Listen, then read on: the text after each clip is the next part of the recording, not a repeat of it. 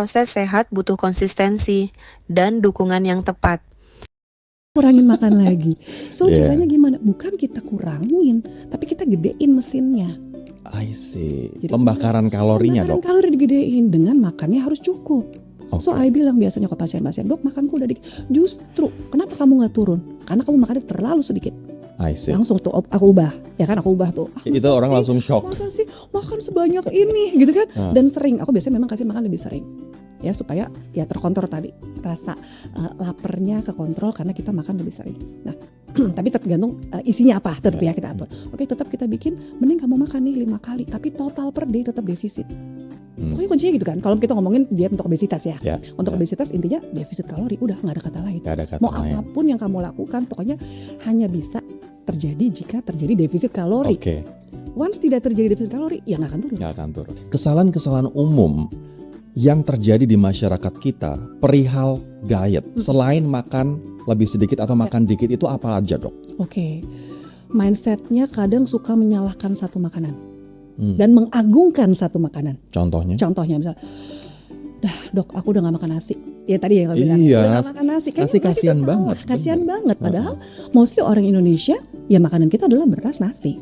Ya kan? Kecuali teman-teman yang Indonesia Timur, ya ada sagu, ya toh yang lain-lain. Nah kenapa nasi disalahin? Padahal mestinya kalau kita makan nasi sesuai dengan porsinya, ya gak masalah. Nah yang jadi masalah adalah begitu makan nasi, oh ada lauknya nih enak gitu kan, pakai sambal, ya kan. Nah lauknya udah habis, sambalnya masih ada, nasi masih ada, akhirnya nambah lauk, gitu kan. Lauk masih ada, nasinya habis, nambah nasi. Iya, benar. Ya. Jadi sebenarnya bukan nasinya yang salah, tapi jumlah seberapa banyak kau makan, I see. right? Jadi kadang aku juga nggak bisa terlalu mengganti pola makan orang Indonesia. Jadi gini, udah dia biasa makan nasi, masa kita harus ganti dengan apa misalnya? Shirataki. Nggak ketelan dok, ya kan? Atau misalnya harus ganti nasi merah, nggak ketelan dok, jadi dia nggak enjoy. Bener-bener. Buat apa kamu jalanin sesuatu tapi kamu nggak enjoy? Oh, iya. Cuman sebulan 2 bulan kan aku bilang tadi.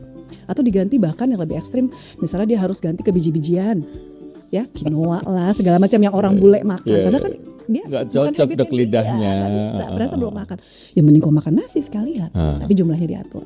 Atau kebalikannya, dia menyalahkan nasian, padahal sebenarnya jumlah. Atau mengagung-agungkan suatu bahan makanan, menurut dia lebih sehat. Contoh. Misal, oh ya aku makan smoothie bowl.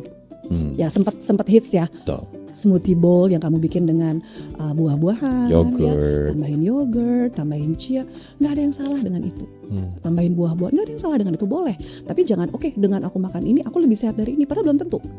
Kadang as in kalori karena kita put too much ingredients yang menurut kita sehat nih.